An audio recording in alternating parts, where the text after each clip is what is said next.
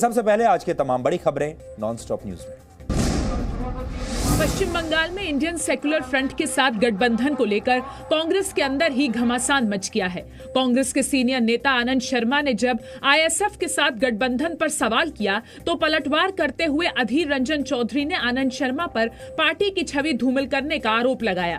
जब सारे कुछ बड़े ढंग से चल रहे हैं तो ये मुद्दा आनंद शर्मा जी उठाते हुए एक शोरगुल मचाना चाहते थे और कांग्रेस पार्टी की जो तस्वीर उसको धूमिल करना वो चाहते हैं, हो सकता। अधीर रंजन चौधरी ने कहा कि आनंद शर्मा शहीद बनना चाहते हैं, लेकिन ऐसा नहीं होगा। वो शहादत लेना चाहते हैं और हम किसी को शहादत लेने का मौका नहीं देना चाहते हैं। इससे पहले कांग्रेस के वरिष्ठ नेता आनंद शर्मा ने ट्वीट करके और उसके बाद कैमरे पर भी आकर आईएसएफ के साथ कांग्रेस के गठबंधन पर सवाल उठाए। देखिए, जो मैंने कहा है वो मेरी चिंता को व्यक्त करता है, क्योंकि शंकाएं हैं, क्योंकि कई विवादित भाषण और बयान मैंने देखे हैं। मैंने संगठन के हित में बात कही है। सारा विवाद पश्चिम बंगाल में कांग्रेस लेफ्ट गठबंधन में आईएसएफ के शामिल होने के बाद शुरू हुआ। पीरजादा अब्बास सिद्दीकी आईएसएफ के अध्यक्ष हैं, जो अपने विवादित बयानों को लेकर चर्चा में रहे हैं। पिछले चुनाव में अब्बास ने टीएमसी को समर्थन दिया है और इस बार असदुद्दीन ओवैसी भी आईएसएफ से गठबंधन करना चाहते हैं, लेकिन इस बार के चुनावों में आईएसएफ ने लेफ्ट के साथ सीटों पर समझौता किया है। पश्चिम बंगाल में इंडियन सेक्युलर फ्रंट के साथ कांग्रेस के गठबंधन पर बीजेपी ने भी निशाना साधा है। बीजेपी ने कहा है कि कांग्रेस बात तो धर्मनिरपेक्षता की करती है, लेकिन चुनाव में फायदे के लिए कम्युनल पार्टियों से हाथ मिलाती है। जो कांग्रेस पार्टी अपने आप को सेक्युलर बताती है, वही कांग्रेस पार्टी बंगाल में आईएसएफ के साथ गठबंधन कर लेती है, ताकि किसी भी तरह से येन केन प्रकारेण अपनी राजनीतिक प्रासंगिकता बनाई रखे कांग्रेस पार्टी। ये आज पूरा हिंदुस्तान देख रहा है। बीजेपी के आरोपों का जवाब देते हुए कांग्रेस ने कहा कि बीजेपी को रोकने के लिए यह गठबंधन जरूरी था। इन सबसे प्रमुख उद्देश्य है कि बीजेपी जैसी जो एक विशेष रूप की गुंडा राजनीति का प्रयोग करती है, उसके विरुद्ध खड़े होने के लिए यह बनाया गया था। प्रधानमंत्री मोदी की तारीफ करने पर कांग्रेस नेता गुलाम नबी आजाद को पार्टी से निकालने की मांग उठी है। जम्मू में कांग्रेस कार्यकर्ताओं ने आजाद के खिलाफ प्रदर्शन किया और उन पर कार्रवाई की मांग की। उनको अपने अनुभव इस्तेमाल करके कांग्रेस को मजबूत करना चाहिए। उसी समय में वो जम्मू कश्मीर में आके प्रधानमंत्री जी की तारीफ कर रहे हैं और कांग्रेस पार्टी को यहाँ कमजोर करने का काम कर रहे हैं।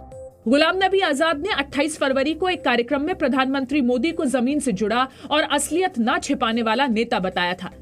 मोदी जी को नफरत करते करते ये इस आलम पे पहुंच गए हैं, इस हालत में पहुंच गए हैं कि अगर उनके नेता भी मोदी जी के अच्छे कामों को सराह देंगे तो ये अपने ही नेताओं के खिलाफ सड़कों पर उतर जाएंगे। तो एक ही एजेंडा है कांग्रेस पार्टी का, हेट मोदी। हालांकि जम्मू में गुलाम नबी आजाद के पक्ष में भी एक प्रदर्शन हुआ, जिसमें उनके निष्कासन की मांग करने वालों को गैर कांग्रेसी बताया गया। कांग्रेस नेता राहुल गांधी ने माना है कि देश में आपातकाल लगाना एक गलत फैसला था और ये बात उनकी दादी इंदिरा गांधी ने भी उनसे कही थी।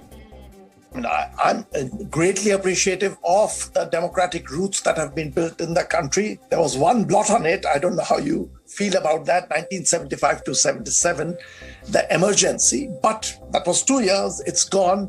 I'm very curious how you look back and think of that. I think that was a mistake. Absolutely, there was a mistake. And my grandmother said as much. Rahul Gandhi ने ये बात कॉर्नेल यूनिवर्सिटी के प्रोफेसर कौशिक बासु के साथ video conferencing के जरिए बातचीत के दौरान कही। राहुल गांधी ने यह भी कहा कि आंतरिक लोकतंत्र को लेकर उनसे ही सवाल क्यों किए जाते हैं, बाकी दूसरी पार्टियों से इस पर सवाल क्यों नहीं पूछे जाते। यूपी के मुख्यमंत्री योगी आदित्यनाथ ने आज बंगाल के मालदा में अपनी पहली रैली की। योगी ने मुस्लिम तुष्टीकरण के आरोप लगाते हुए ममता बनर्जी सरकार पर हमला किया। आज उस बंगाल के अंदर दुर्गा पूजा पे प्रतिबंध लगाया जाता है, ईद में जबरदस्ती गौ हत्याएं प्रारंभ कराई जाती हैं। योगी आदित्यनाथ ने बंगाल में बीजेपी सरकार बनते ही 24 घंटे में गो तस्करी रोकने और बूचड़ खाने बंद करने का वादा किया। उन्होंने जय श्री राम के विरोध पर भी ममता को घेरा। एक सरकार कभी उत्तर प्रदेश में थी जो अयोध्या में राम भक्तों पर गोली चलाती थी। उस सरकार का हर साहब ने देखा है क्या हो गया है, और अब बारी बंगाल में टीएमसी की सरकार की है। बांग्लादेश से सटे मालदा जिले में मुस्लिम आबादी हिंदुओं से 3% ज्यादा है। 2019 के चुनाव में बीजेपी ने यहां पहली बार उत्तर मालदा लोकसभा सीट पर जीत दर्ज की थी। पश्चिम बंगाल के मंत्री जाकिर हुसैन पर हुए हमले की जांच केंद्रीय गृह मंत्रालय ने एनआईए को सौंप दी है। एनआईए ने केस दर्ज करके जांच शुरू कर दी है। पश्चिम बंगाल सीआईडी पहले से मामले की जांच कर रही है। श्रम मंत्री जाकिर हुसैन पर 17 फरवरी को मुर्शिदाबाद में बम से हमला किया गया था। जाकिर हुसैन चुनाव प्रचार खत्म करके कोलकाता लौट रहे थे। मुर्शिदाबाद के निमिता रेलवे स्टेशन पर उन पर बम फेंका गया था। हमले में जाकिर हुसैन समेत 22 लोग घायल हुए थे। जाकिर हुसैन कोलकाता के अस्पताल में भर्ती हैं। तृणमूल कांग्रेस ने हमले को लेकर राजनीतिक विरोधियों पर आरोप लगाया था।